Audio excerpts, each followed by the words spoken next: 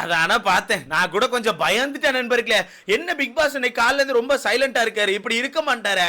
கடைசி நாட்கள்ல இவனெல்லாம் புடிச்சு போட்டு அழ வச்சு ஒரு மாதிரி குமரி குமரி ஏங்கி ஏங்கி அழ வச்சு தானே வீட்டை விட்டு அனுப்புவாரு. இந்த சீசன் என்ன அப்படி எதுவுமே நடக்க மாட்டேங்குது. ஒரு மாதிரி ஜாலியா உட்கார்ந்துருக்கானோ எல்லாரும் என்ன கதைன்னு சொல்லி பார்த்தா சம்பவம் பண்ணிட்டாரு ப்ரோ. வேற லெவல்ல சம்பவம் பண்ணியிருக்காரு. ஆக்சுவலா எல்லா சீசனுமே இந்த ஒரு விஷயத்த பண்ணுவாரு. கடைசி நாள் அதான் இன்னைக்கு தான் ஆக்சுவலா கடைசி நாள். இன்னைக்கு நைட்டுக்கு அப்புறம் ஆக்சுவலா எனக்கு தெரிஞ்சு லைவே இருக்காது. ஸோ இன்னைக்கு கடைசி நாள்ல இப்போ எனக்கு தெரிஞ்சு ஒரு 6 மணி 7 மணிக்குள்ளலாம் வீட்டை விட்டு எல்லாரும் வெளியே கிளம்பிடுவாங்க. அப்படி போறதுக்கு முன்னாடி வீட்டுக்குள்ள ஒரு ஏவி போடுறாங்க போல.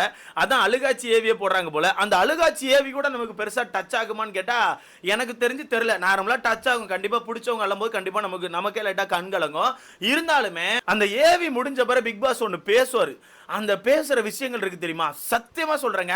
அந்த ஸ்பீச்சை பார்த்து அவனை வின் பண்ண மாதிரி ஃபீல் பண்றானோ இல்லையோ, நம்ம ரொம்ப ஃபீல் பண்ணுவோம் ஏதோ நம்மளே வின் பண்ண மாதிரி. அந்த லெவலுக்கு ஒரு தரமான ஸ்பீச் கொடுப்பாப்ல. அந்த ஒரு ஸ்பீச்சுக்கு தான் நான் வெயிட் பண்ணிட்டு இருக்கேன். காலைல இருந்து பார்த்தேன்னா ஒரு மாதிரி கொச்சன்னு போயிட்டு இருக்கு. ஓகேவா, காலைல கொஞ்ச நேரம் க்ரூமிங் போச்சு. க்ரூமிங் போன பிறகு கட் பண்ணி உள்ள பார்த்தா திருப்பி எப்பவும் போல நம்ம சத்யா ஜெஃப்ரிலாம் ஒரு தேவையில்லாத வேலையை பார்த்துட்டு இருக்கானு. அவனு 2 பேரும் ஏன் இந்த கேவலமான வேலையை பார்த்துட்டு இருக்கானோ அப்படிங்க எனக்கு சுத்தமா புரியவே இல்லை. ஸோ பார்க்கலாம். எனக்கு தெரிஞ்சு இந்த ஃபர்ஸ்ட் ப்ரோமோல பார்த்துருப்பீங்க. வீட்டுக்குள்ள இந்த அழகாச்சி ஏவியை போட்டு வீட்டுக்குள்ள இருக்க எல்லாரையும் குமுற வைக்கிறாங்க. இதுல மக்களே அந்த ப்ரோமோ பார்த்து லைட்டா கண் கலக்க ஆரம்பிச்சாங்க. ஏன்னு கேட்டீங்கன்னா அந்த ப்ரோமோல ஏவி காட்டும் போது ஏவி ஸ்டார்டிங்ல யார் இருக்கான்னா ஜாக்லின் அவர்கள் இருக்காங்க. ஜாக்லின் கண் கலங்கி இருக்கிற ஒரு சீனை தான் ஆக்சுவலா அந்த ஏவில ஸ்டார்டிங்ல வச்சிருக்க மாதிரி காட்டியிருக்காங்க. அதை பார்த்தோன்னே மக்களே ஒரு மாதிரி லோ ஆயிட்டாங்க. டேய் என்னடா இது, ஏன்டா போட்டு இப்படி பண்றீங்க, ஏன்டா ஜாக்லின்கான ஏவி தான் நீங்க போட மாட்டீங்க, ஆனா எங்களை ஏன்டா அப்படி போட்டு அள வச்சிட்டீங்க அப்படின்ற மாதிரி மக்களே ஒரு மாதிரி குமரி ஏங்க ஆரம்பிச்சிட்டாங்க. ஸோ எனக்கு தெரிஞ்ச அந்த ஏவி நல்லா இருக்கும்னு நினைக்கிறேன். பட் லாஸ்ட் சீசன்ல பிக் பாஸ் பேசின ஒரு இது எனக்கு இன்னும் ஞாபகம் இருக்கு. லாஸ்ட் சீசன் அது ஆக்சுவலா பேசுவாரு. என்னன்னா இந்த வீட்டுக்குள்ள இப்போ யார்கிட்டையும் அவர் சரியா பேசலன்னா கூட கடைசி நாள் ஒன்று சொல்லுவார். இந்த வீட்டை விட்டு நீங்க வெளியே போய் எவ்வளோ உயரம் போனாலும் நீங்கள்லாம் என்னோட பசங்க மாதிரி தான், என்னோட சொந்த மாதிரி தான். இந்த வீடு உங்களுக்காண்டி எப்பவுமே காத்திருக்கும். உங்க கரியர்ல கண்டிப்பா நீங்க ஒரு ஹை லெவல் ரீச் ஆயிட்டு கண்டிப்பா அதுக்கான ப்ரொமோஷனுக்குலாம் அந்த வீட்டுக்கு நீங்க கண்டிப்பா வரணும், அதுக்கு நான் வெயிட் பண்ணிட்டு இருப்பேன். இந்த மாதிரி பயங்கரமா ஒரு மோட்டிவேஷன் கொடுப்பாரு. அந்த ஒரு ஸ்பீச்சுக்கு தான் நான் வெயிட் பண்றேன். ஏன்னா இந்த பிக் பாஸை பொறுத்தவரைக்கு ஒரு 2-3 விஷயங்கள் தான் அழகா இருக்கும் ப்ரோ. ஒன்னு, பிக் பாஸ் வந்து யாராவது ஒருத்தர் கஷ்டப்படும் போது கூட்டு பேசுற விஷயங்கள். 2வது, கடைசி நாட்கள் பிக் பாஸ் எல்லாருக்கும் ஒரு மோட்டிவேஷன் ஸ்பீச் கொடுத்து இந்த வீட்டை விட்டு அனுப்புவார் தெரியுமா, அது. அப்புறம் பிடிச்ச நபர் யார்ட்டையாச்சும் பிக் பாஸ் ஒரு மாதிரி ஃபன்னா பேசுவார்ல, அந்த கான்வர்சேஷன். எனக்கு தெரிஞ்சு இந்த மாதிரி பிக் பாஸ்க்கான போர்ஷன் மட்டும் தான் எனக்கு ரொம்ப பிடிக்கும். எடுத்துக்காட்டுக்கு இந்த சீசன்ல பார்த்தீங்கன்னா அதிகபட்சமா பிக் பாஸ் ஃபன்னா பேசுனது சௌந்தர்யாட்ட மட்டும்தான். இப்போ நேத்துக்கான ஏவியில கூட பார்த்துருப்பீங்க, எல்லாரும் ஜாலியா உள்ள போய் பேசி வந்துட்டான். ஆனா சௌந்தர்யாட்ட மட்டும் உட்காந்து பயங்கரமா பேசிட்டு இருந்தாரு. எப்படி சௌந்தர்யாட்ட மட்டும் உட்காந்து வேற லெவல்ல ஸ்பீச் கொடுத்துட்டு இருந்தாரு. சௌந்தர்யா மாத்தி கவுண்டர் கொடுத்துட்டு இருந்தாங்க. ஸோ அதனால நான் ஆக்சுவலா அந்த சீனை பார்க்கறதுக்கு ரொம்ப ஆர்வமா வெயிட் பண்ணிட்டு இருக்கேன். ஏன்னா நேத்தே ஒரு நியூஸ் வந்துச்சு, பழைய போட்டியாளர்கள்லாம் 6 மணிக்கோ 7 மணிக்கு நினைக்கிறேன், 7 மணிக்கெல்லாம் ஆக்சுவலா வீட்டை விட்டு வெளியே வந்ததா ஒரு நியூஸ் வந்துச்சு. நம்ம ஃபேட்மேன் அவர்கள் ஓப்பனா ஸ்பேஸ்லேயே பேசியிருந்தாங்க. அதனால எனக்கு தெரிஞ்சு இப்போ கொஞ்ச நேரத்துக்குள்ள எல்லா விஷயங்களும் லைவ்ல ஆரம்பிச்சிருவாங்கன்னு சொல்லி தோணுது. ஒண்ணுமே இல்லை, வீட்டுக்குள்ள ஆக்சுவலா பாட்டு போட்டு ஃபர்ஸ்ட் ஆடுறாங்க போல. பயங்கரமா பாட்டு போட்டு ஆடி ரொம்ப நேரம் அதை என்ஜாய் பண்றாங்களா. என்ஜாய் பண்ணி முடிச்ச பிறகு ஏவின்னு சொல்றாங்க. பட் நம்ம வெயிட் பண்ணி பார்க்கலாம். ஒருவேளை ஏவி போட்டு முடிச்சுட்டு அழ வச்சுட்டு அதுக்கப்புறம் பாட்டை போட்டு எல்லாரும் சிரிக்க வச்சு வீட்டை விட்டு அனுப்புவாங்க. அண்ட் இன்னொரு முக்கியமான விஷயம் சொல்லணும், ஜாக்லின் அவர்கள் இன்னைக்கு ஷூட் வந்திருக்காங்களா. நீங்க வெயிட் பண்ணிட்டு இருந்தீங்களா ப்ரோ ஜாக்லின் வந்திருக்காங்களா பார்த்து சொல்லுங்கன்னு சொல்லிட்டு. ஆக்சுவலா ஜாக்லின் ஷூட் வந்ததா ஒரு நியூஸ் வந்திருக்குது. ஆனா இன்னைக்கு எந்த ஒரு சீனுமே இருக்காது. ஏன்னா நிறைய பேர் இன்னும் குழப்பத்தில் சுத்திட்டு இருக்கீங்க. அங்க ஷூட் போயிட்டு இருக்கு அப்படின்னு ப்ரோ அப்ப இன்னைக்கான எபிசோட் எவிக்ஷன் இருக்குமா ப்ரோ இன்னைக்கு அப்படி இருக்குமா? இன்னைக்கு எதுவுமே இருக்காது. இன்னைக்கு என்ன இருக்கும்னா வீட்டுக்குள்ள இப்போ இந்த ஏவி போட்டிருக்காங்களா, அந்த ஏவிக்கான விஷயம், இவங்க க்ரூமிங்கான விஷயம், அப்புறம் நார்மலா எல்லாரும் பாய் சொல்லிட்டு போவாங்கல்ல, அந்த பாய் சொல்லிட்டு போற விஷயம், செலிப்ரேஷன் போட அந்த மாதிரி விஷயங்கள் மட்டும் தான் இன்னைக்கான எபிசோட்ல இருக்கும்.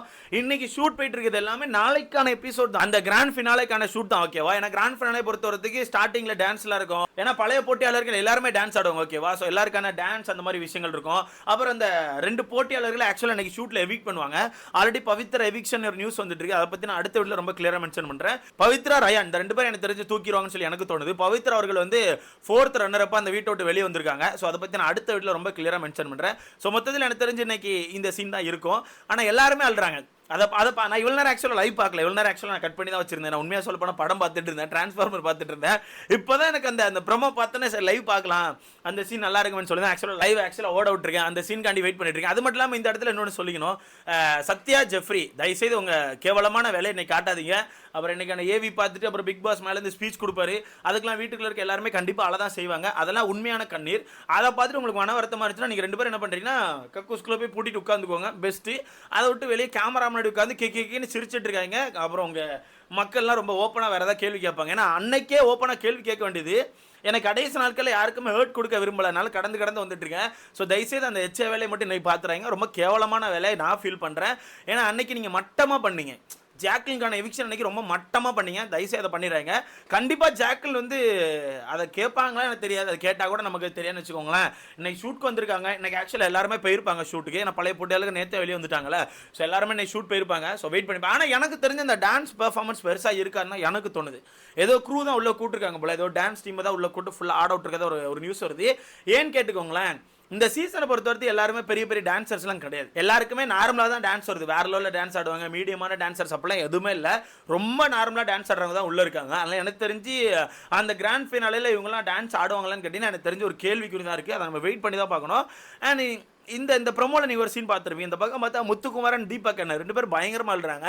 அது என்னமோ தெரில, தீபக் அண்ணன் வீட்டுக்குள்ள இருக்கும்போதும் நம்ம முத்துக்குமாரன் மேலே பயங்கரமான பாசம் கொடுத்தாங்க. பயங்கரமான பாசம் கொடுத்துருந்தாங்க. பயங்கரமாக மோட்டிவேட் பண்ணாங்க. பயங்கரமாக செதுக்குனாங்க. அவன் தப்பு பண்ணால் அந்த தப்பெல்லாம் தட்டி கேட்டு இது பண்ணோம் அது பண்ணோன்னு சொல்லி பயங்கரமாக அவனை நல்வழிப்படுத்தினாங்க. ஆனால் எவிக்ட் ஆகிட்டு வெளியே போயிட்டு முந்தானத்து உள்ளே வந்தாங்கல்ல. உள்ளே வந்ததுலேருந்து தீபக் அண்ணன் எனக்கு ஒரு பயங்கரமான ஒரு மாற்றம் தெரியுது. என்ன மாற்றம்னா, நிறைய அன்பு கொடுக்காரு. ஏகப்பட்ட அன்பு கொடுக்காரு. நிறைய ஷேர் பண்ணுறாரு. ஸோ இந்த பாண்ட் வந்து வெளியே அப்படியே தொடரணும்னு சொல்லி நான் பார்க்குறேன். ஏன்னா இந்த ப்ரொமோல கூட பார்த்தீங்கன்னா 2 பேரும் தான் கீழே கட்டி பிடிச்சி உட்காந்து அழுதுட்டு இருக்காங்க. இன்னைக்கு காலையில் கூட ஜாக்லின் நினைச்சு 2 பேரும் அழுதுட்டு இருந்தாங்க பயங்கரமாக பேசி. ஸோ இந்த பாண்ட் வந்து அப்படியே லைஃப் லாங் உங்களுக்கு தொடரும்னு சொல்லி நான் ஆசைப்படுறேன். தொடரணும்னு சொல்லி நான் ஆசைப்படுறேன். கண்டிப்பாக தொடரும். பட் இருந்தாலுமே யாரோட கரியரில் யார் எப்படி போவாங்கிறது நமக்கு தெரியாது. ஓகே, ஏன்னா எல்லாருமே ஒரே பேஷன் சூஸ் பண்ண போகிறது இல்லை. எல்லாருக்குமே ஒவ்வொரு வே இருக்கும். எல்லாரும் ஒவ்வொரு வேல போவாங்க. இருந்தாலும் எண்ட் ஆஃப் த டே எப்போவாச்சும் ஒரு நாள் அவங்க 2 பேரும் ஒன்றா இருக்கிற ஒரு சீன் நம்ம பார்த்தோன்னா கண்டிப்பாக நம்ம ஹாப்பியாக இருப்போம் அப்படிங்கிறத இந்த இடத்துல நான் ஓப்பனாக சொல்லிக்கிறேன். அண்ட் இன்னொரு ஃப்ரெண்ட்ஷிப் இந்த வீட்டுக்குள்ள வெளியே பார்த்தா நல்லா இருக்கும் அப்படிங்கிறது வந்து இந்த கோவா கேங்க சொல்கிறேன். ஜாக்லின், சௌந்தர்யா அண்ட் ரயான் இந்த 3 பேரும் வெளியே ஒன்றா இருந்தாங்கன்னா ஹாப்பியாக இருக்கும்னு சொல்லி எனக்கு தோணுது. என்ன ப்ரோ அப்படின்னு கேட்டிங்கன்னா, இல்லை ப்ரோ, எனக்கு ஏதோ அவங்க ஒரு வைபு ப்ரோ. ஆக்சுவலாக அது ஒரு வைப். ஏன்னா ஜாக்லின், ரயான் இந்த 2 பேரும் சேர்ந்து சௌந்தர்யாவை கலாச்சிட்டே இருப்பாங்க தெரியுமா. அது ஒரு தனி வைபு ப்ரோ. அது பியூராக எனக்கு ஃபீல் ஆச்சு. அதே மாதிரி பவித்ரா கூட இப்போ 2-3 பேர் வீட்டுக்குள்ள வந்து தம்பி மாதிரிலாம் நல்லா பழகிருக்காங்க. அந்த ஆட்கள்லாம் வெளியே போய் அதே மாதிரி தம்பி மாதிரி இருந்தால் நல்லா இருக்கும். ஏன்னா பவித்ரா பொறுத்தவரைக்கும் உண்மையான அன்பை கொடுத்துருக்காங்க. ஸோ அதெல்லாம் வெயிட் பண்ணி தான் பார்க்கணும். ஏன்னா இந்த இடத்துல ஓப்பனாக ஜெஃப்ரிட்ட ஒருத்தர் சொல்லியிருக்காங்க, நீ கோவா போகிற மாதிரி இருந்துச்சுன்னா காசு என்ன சொல்கிறேன் நான் தரேன் சொல்லியிருக்காங்க. அப்புறம் சாச்சன் அவர்கள் இப்போ என்ட்ரி ஆனாங்களா ரிட்டன். அப்போ என்ட்ரி ஆனப்போ இப்போ சாச்சன் வந்து பவித்ராட்ட போய் ஒரு தடவை சொல்லியிருப்பாங்க, வீட்டில் வந்து நிறைய கஷ்டம் இருந்துச்சுக்கா, நான் தான் வெளியே போய் சில ஒர்க்லாம் முடிச்சுட்டு அதெல்லாம் அதுக்கான காசெல்லாம் என்னோட அக்கௌண்ட்டில் போட்டுட்டு அந்த அக்கௌண்ட்கான கார்டை வீட்டில் கொடுத்துட்டு வந்திருக்கேன், எடுத்துக்கோங்கன்னு சொல்லிட்டு அப்படிதாங்க பண்ண வேண்டியிருக்கு அப்படின்னு மாதிரி ஒன்று சொல்லியிருப்பாங்க. அதுக்கு பவித்ரா என்ன சொல்லியிருப்பாங்க தெரியுமா, வெளியே போனவொடனே உனக்கு ஏதாவது காசு வேணா என்கிட்ட கேள்றா, எதுவுமே யோசிக்காத சரியான்னு சொல்லியிருப்பாங்க. அது வந்து ஒரு மாதிரி பியூரா ஃபீல் ஆச்சு ப்ரோ. சே, இந்த மாதிரி ஒரு ஃப்ரெண்டு, இந்த மாதிரி ஒரு அக்கா தங்கச்சி அப்படிலாம் நம்ம கூட இருந்தால் அது எப்படி இருக்கும் யோசிச்சு பாருங்களேன். அது பார்க்க பியூராக இருந்துச்சு.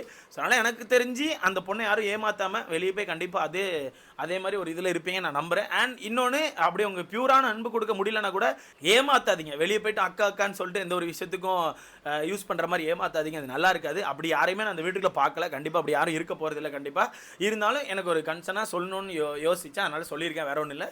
ஸோ யாரும் தப்பாக எடுத்துக்காதீங்க. ஏன்னா பியூரான ஒரு விஷயமா இருந்துச்சு அந்த அவங்க கொடுத்த கேர் எல்லாமே. ஸோ அதனால தான் சொல்கிறேன். ஸோ இன்னைக்கான எபிசோட பொறுத்தவரைக்கும் இந்த மாதிரி ஏவிஸ் செலிப்ரேஷன் தான் இருக்கும். நாளைக்கு நல்லா இருக்கும். அண்ட் முக்கியமான ஒரு விஷயம் உங்கள்கிட்ட கேட்கணும் நண்பர்களே. ஏன்னா டாப் 3 பொறுத்தவரைக்கும் இப்போ வின்னர் கூட மோஸ்ட்லி அனௌன்ஸ் பண்ணிட்டோம். நம்ம ரன்னர் அப் தான் பயங்கரமான போட்டி போயிட்டு இருக்கான். அண்ட் அதான் உங்ககிட்ட ஒன்று கேட்கணும், ரன்னர் இந்த ஒரு நபர் ஆனால் நல்லா இருக்கும்னு சொல்லி யாரை சொல்லுவீங்க? விஜய், விஷால, சௌந்தர்யா, அந்த 2 பேரில் இந்த ஒரு நபர் ரன்னர் அப் ஆனால் எனக்கு ரொம்ப ஹாப்பி ப்ரோனா எந்த ஒரு நபரை சொல்லி மறக்காம கமெண்ட்ல போடுங்க. என்ன கேட்டால் நான் 2 பேரும் ஓகேன்னு தான் சொல்லுவேன். ஏன்னா 2 பேருமே அதிகமாக நெகட்டிவ் வாங்கின பர்சன்ஸ். இருந்தாலும் சௌந்தர்யா வந்தால் நான் ஹாப்பியாக இருப்பேன். ஏன்னா எனக்கு பிடிக்கும், ஏன்னா ஃபேவரட். ஓகேவா, பார்க்கலாம் என்ன நடக்குன்னு.